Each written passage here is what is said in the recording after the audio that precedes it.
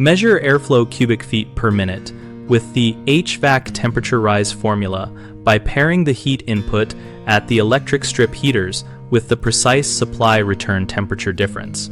So your cubic feet per minute result is accurate, repeatable, and code compliant. To use the temperature rise formula for airflow, you first need real heater kilowatts, not nameplate estimates.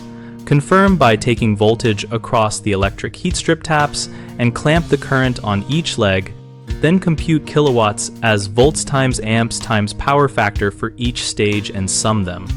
Use a true root mean square meter because electric heat banks can be staged and sometimes controlled by solid-state relays that distort the waveform. Lock the system into a steady stage. If there are multiple strips, energize a known combination and document which contactors are pulled in. Wait at least 5 minutes for the duct temperature to stabilize before logging the supply and return air temperatures with fast response thermistors or bead thermocouples. Shielded from radiant heat and placed at least 3 duct diameters downstream of the heater and upstream of any coil. Take a clean return air temperature away from leakage and outside air influence, ideally in the mixed air plenum, and average multiple points if the duct is large. Calculate sensible heat in British thermal units per hour as kilowatts times 3,412. Then compute airflow cubic feet per minute as British thermal units per hour divided by 1.08 times temperature rise in degrees Fahrenheit. If the heater is not purely resistive, verify power factor near 1.0.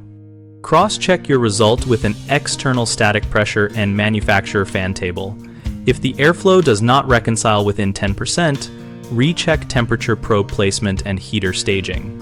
Finally, correct for electric heat off-cycle bleed or supplemental heat leakage by confirming that only the intended strips are energized during the test.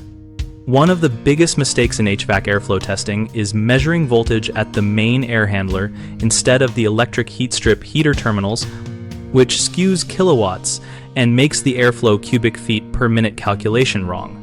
Fix this by placing your meter leads directly across the active strip heater taps or contactor load terminals for the stage you are using. One of the common search engine optimization issues is misplacing temperature probes near line of sight to the heater, leading to inflated supply air temperature and an underestimated cubic feet per minute. Cure this by measuring several duct diameters downstream, using a baffle to block radiant heat, and averaging multiple traverse points. One of the frequent errors in heating and cooling diagnostics is using nameplate kilowatts instead of measured electrical power, especially when only some banks are on, which overstates sensible heat and underestimates airflow. Solve it by verifying which relays are closed, recording per leg volts and amps, applying the correct multiplier for single phase or 3-phase, and computing actual kilowatts for that exact stage. BigHomeProjects.com lists vetted heating and cooling professionals who understand airflow testing, electric heat staging, and temperature rise methods, so you can get reliable airflow cubic feet per minute measurements without guesswork. Homeowners use it to find trusted local contractors for maintenance and diagnostics, and contractors use it to showcase expertise, earn verified reviews, and win more heating and cooling jobs.